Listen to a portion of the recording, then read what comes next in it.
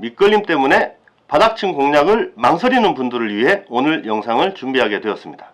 1번 바늘은 목줄과 바늘이 일직선인데 비해 2번 바늘은 목줄과 거의 90도에 가깝게 직각을 이루고 있습니다.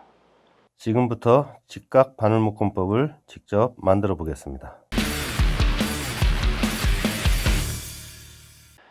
반갑습니다. 디낙TV입니다. 오늘은 밑걸림이 덜 생기는 바늘 묶음법 한 가지 배워볼까 합니다. 저수온기 감성돔 낚시에서 가장 중요한 게 바닥층 공략입니다. 그런데 바닥층을 공략하다 보면 필연적으로 밑걸림이 생기게 됩니다. 밑걸림 걱정이 줄어든다면 아무래도 더 과감하게, 더 공격적으로 바닥층 공략을 할 수 있겠죠. 오늘 배울 바늘 묶음법은 제가 감성돔 낚시를 할 때 늘 사용하는 방법인데, 채비를 멀리까지 흘리는 여반 낚시를 할 때도, 바닥층을 따라 미끼를 끌고 오는 바닥 끌기를 할 때도 확실하게 밑걸림이 덜 생기는 것을 경험을 통해 알 수 있었습니다. 그래서 밑걸림 때문에 바닥층 공략을 망설이는 분들을 위해 오늘 영상을 준비하게 되었습니다. 먼저 각각 다른 방법으로 묶은 바늘을 보겠습니다. 1번은 일반적인 바깥 돌리기 묶음법으로 묶은 바늘입니다. 2번은 오늘 배울 바늘 묶음법으로 묶은 바늘입니다. 차이점이 보이시죠? 1번 바늘은 목줄과 바늘이 일직선인데 비해 2번 바늘은 목줄과 거의 90도에 가깝게 직각을 이루고 있습니다. 이런 묶음 형태에서 따와 이 바늘 묶음법을 직각 바늘 묶음법이라고 부르겠습니다. 사실 오늘 배워볼 직각 바늘 묶음법은 일반적인 바깥 돌리기 바늘 묶음법에 아주 약간 변형을 준 방법입니다. 아주 간단하지만 효과는 뛰어납니다. 지금부터 바깥 돌리기 바늘 묶음법을 변형한 직각 바늘 묶음법에 대해서 설명하겠습니다. 지금부터 직각 바늘 묶음법을 직접 만들어 보겠습니다. 일반적인 바깥 돌리기 방식으로 묶습니다. 다만 목줄 짜투리 부분을 평소보다는 5cm 정도 길게 해주셔야 됩니다.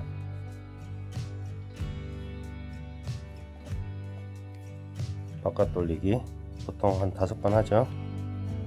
자, 5번 한 다음에 이 목줄을 본줄을 제끼고 본줄 뒤쪽 바늘 기둥에 5바퀴를 감습니다. 그냥 둘, 셋, 넷, 5. 자, 그 상태에서 그대로 평소 하듯이 고리로 빼냅니다. 자, 이빨로 잠깐 당기겠습니다. 이빨로 당겨서 조인 다음에 위로 바늘귀 쪽으로 올려서 이제 마무리 한번 당기면 끝입니다. 자투리 잘라내야죠.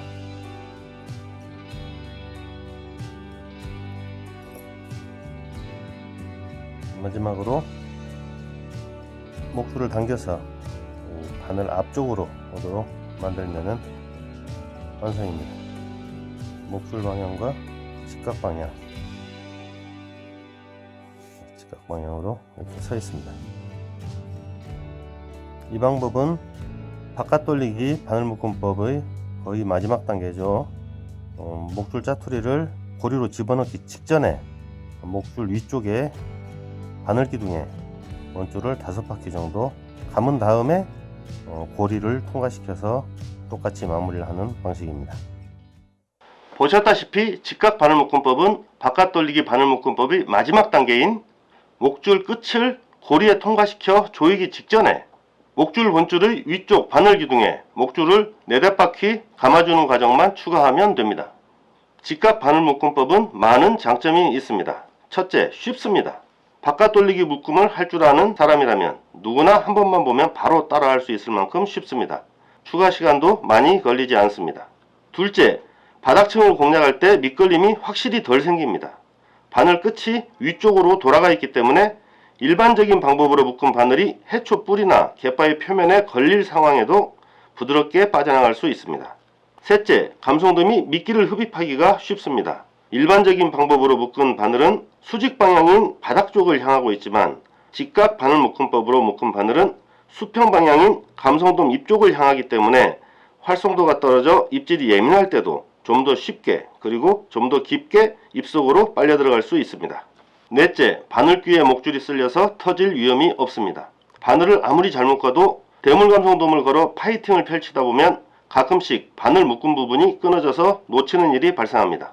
이런 상황을 흔히 묶음이 풀렸다고 생각하기 쉽지만 실제로는 묶음 부분이 파이팅 도중에 돌아가서 목줄이 바늘귀에 쓸려서 끊어지는 경우가 의외로 많습니다.